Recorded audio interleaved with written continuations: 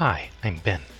I'm the creator of Direct and Dominate, a parody fan animation series set in an alternate Command and Conquer universe. Today, I'll be showing you how this led to this, which eventually became this. It all began on a fine February of 2019. Niagutz and I were discussing fat obelisks. That conversation eventually led to the creation of this Reddit post titled Absolute Units, featuring the obelisk of Lard, the Hamvi, the Porca, and several other unclever names. Now, at this point, you may notice that it may seem clear that I've not been making CNC fan art in a while. Perhaps in an attempt to rediscover my drawing chops, I then went on a journey back in time which involved looking at old art which I've produced over the years. I eventually started making some new fan art and submitted them to the subreddit to chase that euphoric upvote high. This endeavor unknowingly became concept art for what was to come. You see, I knew I loved animation from way back in the late 1900s. What is it that inspired my fascination with 3D animation, you ask? That's right, Command and Conquer.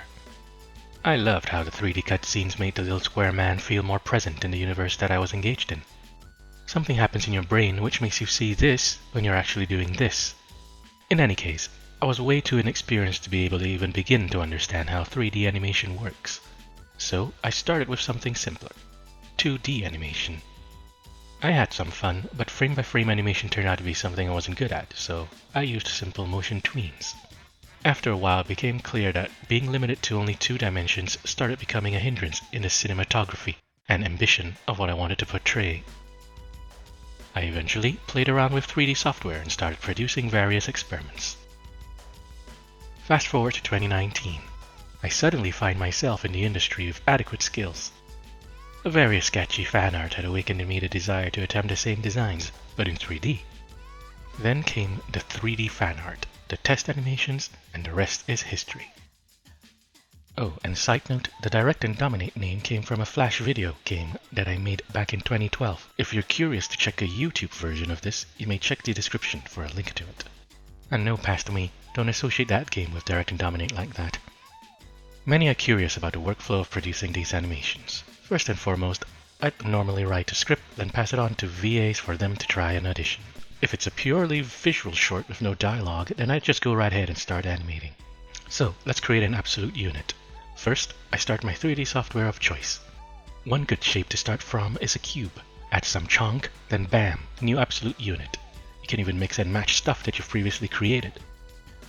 Want a wheelie tank? Bam, wheelie tank. Anything's possible in 3D. Anything. Next comes painting. One would bring the finished model into a painter program of choice and start giving the unit some personality.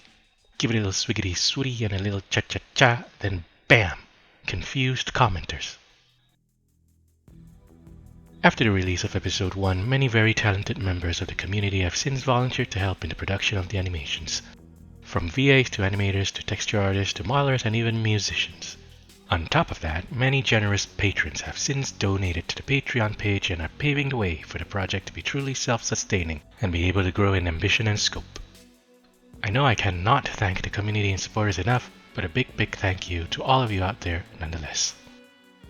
Due to the nature of the series taking place in an alternate universe, the storytelling potential is limitless, and I hope to be able to continue to make more animations and adventures for all of you to enjoy. If you'd like to help support the project, consider supporting us on Patreon or Ko-fi. Every little bit helps. Thank you for taking the time to watch this video, and I hope you enjoyed this little behind the scenes.